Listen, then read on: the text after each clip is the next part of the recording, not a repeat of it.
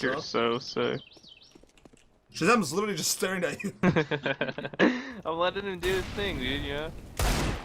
Like, just let him do his thing. I got a flashbang for you, bro. What do you want me to flash? Oh!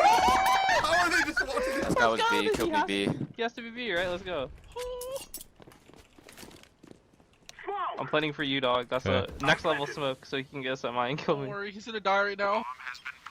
Do I even shoot at him, or do I let you 1D? Alright, that's all you.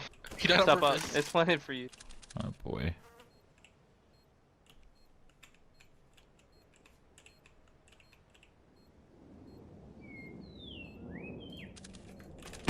That is pristine! This is Reddit.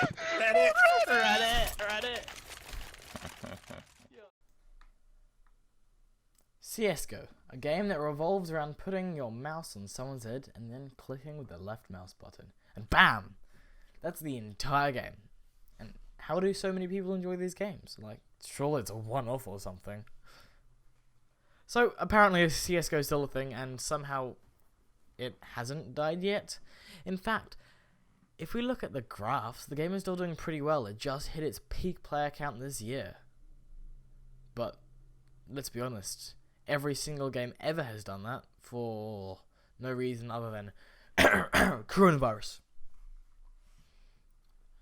And based off Steam charts, you know, coronavirus has kept this game being as steady as ever, with top games of player base at 693,000 for basically the last 30 days. Well, a point commonly made by the players is that the game is not bad.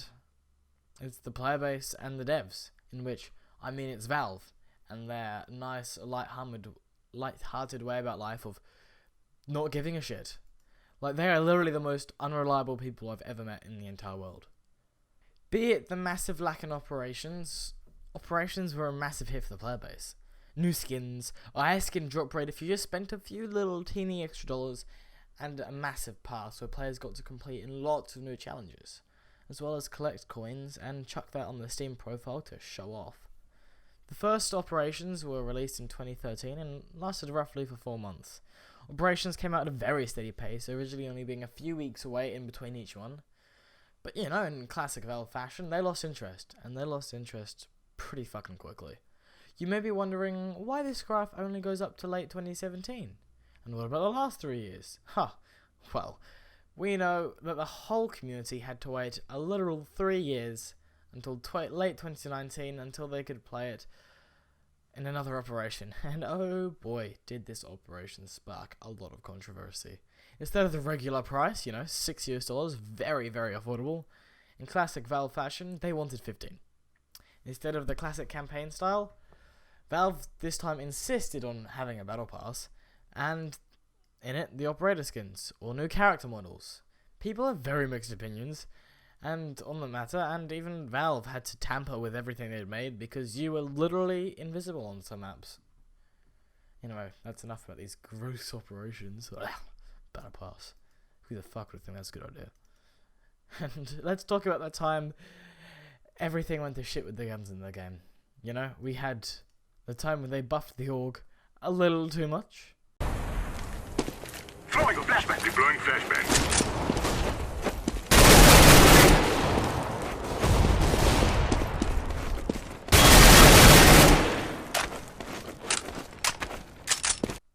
Oh, and the other time, when they created this thing called a pocket AWP, arguably the best pistol in fucking history, they basically copied and pasted the stats for the AWP, the $4,750 one-shot body shot, one-shot headshot rifle, and chucked it onto an $850 pistol.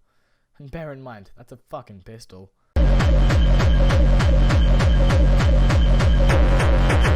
can one-shot somebody with a fucking pistol!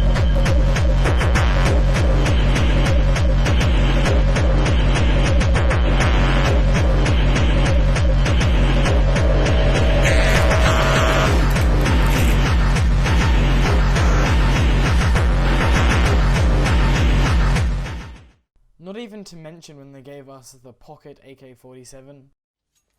I'll go beat den. Hvad? Vil du have en gun eller hvad? Ja tak. Det er fordi, så får han både armor og våben. Han snyder. What? Well, it looks like we need A because there's only me there. Ja, jeg kommer med. Ellers så stiller jeg mig lige netter her. B, near B. Coming through the Actually, I'm coming from behind. Oh, ace!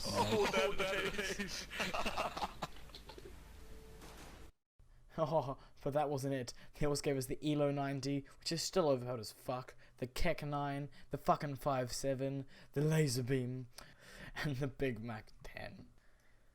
These updates showed the devs clearly did not give a shit and did not test a single thing.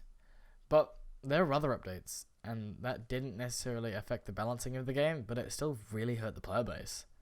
Arguably the biggest thing to happen to the CSGO community, well actually the entire Steam community, was the 7-day trade ban. This happened in early 2018. Valve tried to help their players, but all they ended up doing was hurting them. In fact, there are only two reasons for this ban. Number one, to stop people being scammed. And then number two, to stop those naughty Mexican drug cartels laundering money through Valve. They quite literally had such stable prices on keys that you could you could buy, let's say, $2 million worth, send it to your dealer, and they could just trade it to your dealer, mind you, and then they could just chuck it up on the market and lose $0. In fact, it was so bad, Valve had to make later keys non-tradable. Oh, and another massive thing was Valve coming down on gambling, which was a major part of the Steam and CSGO community. In 2016, a lot of shit happened, which I'm probably sure you all heard about a million bajillion times. So I won't go into too much depth, but in short, Valve was just like, ban, ban, ban, to almost everything and a load of gambling bots and shut down hugely popular sites. And people were like, no Valve, that's dumb, we like our gambling. But you know, Valve, we are your overrulers, we do not give a shit about what you like, need, or want. I think it should be done like this. A game said to be only a shadow of its former self, CSGO has had its ups and downs, but overall the community has stayed as toxic as ever. Although yes, CSGO pros and many influential public figures have moved on, a few still play it for a laugh with their mates. So even though it may be dead, just remember, Lord Gaben is still out there, and after your money.